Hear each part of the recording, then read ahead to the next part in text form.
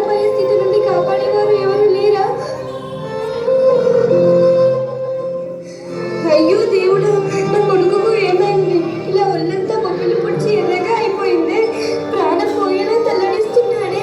ఈ బాధ నుండి కాపాడే నాదుడే లేడా భగవంతుడా?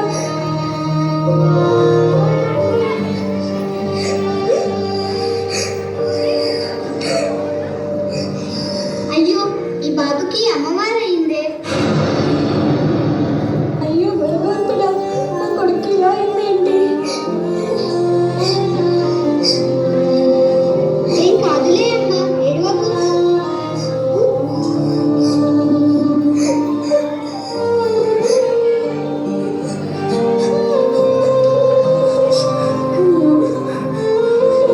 నీ కొడుకుకు అమ్మవారు పోసింది. భగవంతుడా, అయ్యో నా బిడ్డ. 9 రోజుల్లో తగ్గిపోతుంది, ఏడవకమ్మా. 9 రోజుల భగవంతుడా. అయ్యో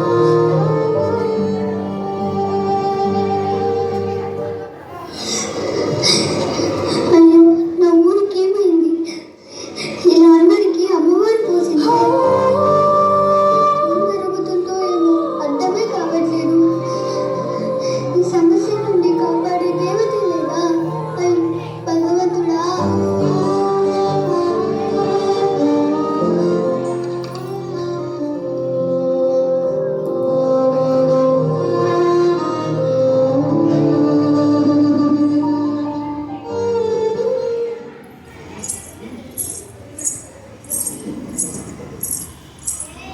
అమ్మా, నువ్వు చాలా ఆకలిగా ఉందమ్మా, కొంచెం అన్నం పెట్టవా?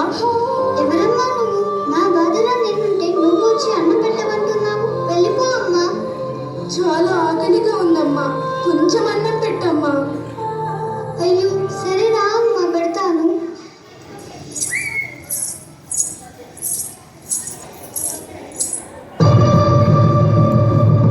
ఏమైందమ్మా, అంతలా బాధపడుతున్నారు? ఏం జరిగిందమ్మా? అయ్యో భగవంతుడా, ఏమని చెప్పాలమ్మా?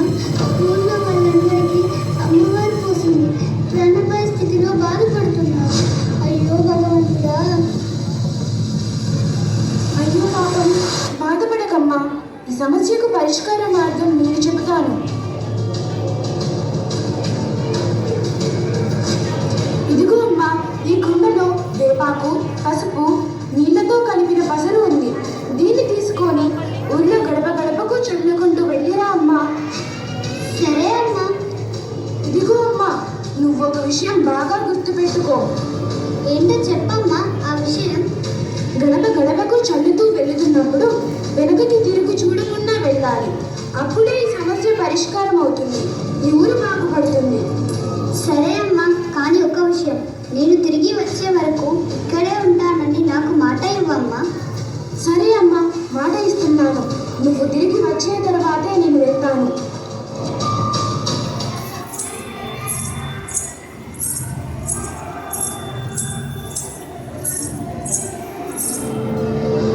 అయ్యో పాపం, ఆమె అంత ఆకలితో ఉంది. నేను అన్నం పెట్టకుండానే వచ్చాను. వెళ్ళి అన్నం పెట్టి వస్తా.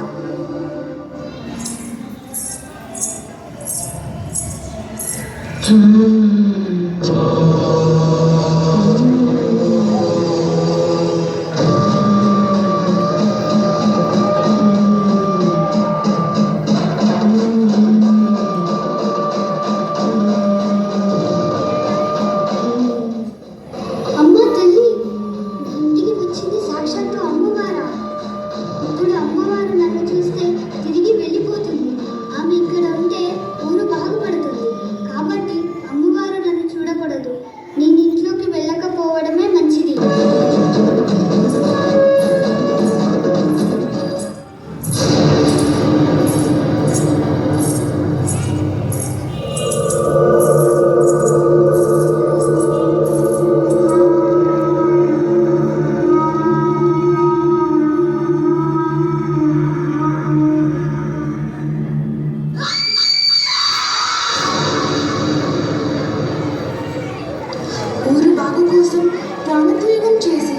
శాశ్వతంగా ఇక్కడే ఉండేలా చేశావు. నీ కోరిక మేరకు ఇక్కడే ఉంటాను. అలాగే ఊరిని ఎప్పటికీ అందరినీ చల్లగా చూస్తారని హామీ ఇస్తున్నాను.